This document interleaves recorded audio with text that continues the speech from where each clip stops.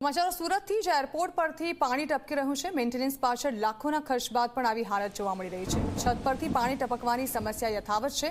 પાણી ટપકતા એરપોર્ટના ટર્મિનલ બિલ્ડિંગમાં બેરિકેડ લગાવવામાં આવ્યો છે। અહીં 200 સ્ક્વેર ફૂટનો એરિયા બંધ કરવાની ફરજ પડી છે।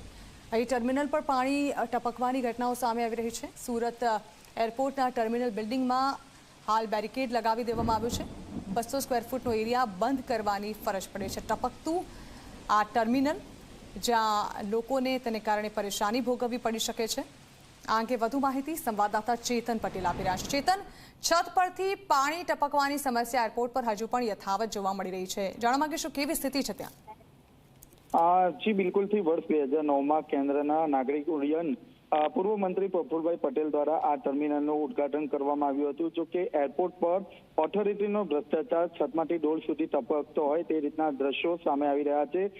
વર્ષે જો વાત કરીએ તો મેન્ટેનન્સ પાછળ લાખો રૂપિયાનો ખર્ચ કરવામાં આવે છે। તેમ છતાં જે પાણી ટપકવાની જે ઘટના છે જેને લઈને સુરતીલાલાઓમાં ક્યાંક ને ક્યાંક રોષ જોવા મળી રહ્યો છે। જે રીતે આ જૂના ટર્મિનલ બિલ્ડિંગમાં પાણી ટપકી રહ્યું હતું જેને કારણે જે બેરિકેડ લગાવી 2000 સ્ક્વેર ફૂટનો જે એરિયા છે તે બંધ કરવાની નોબત આવી હતી।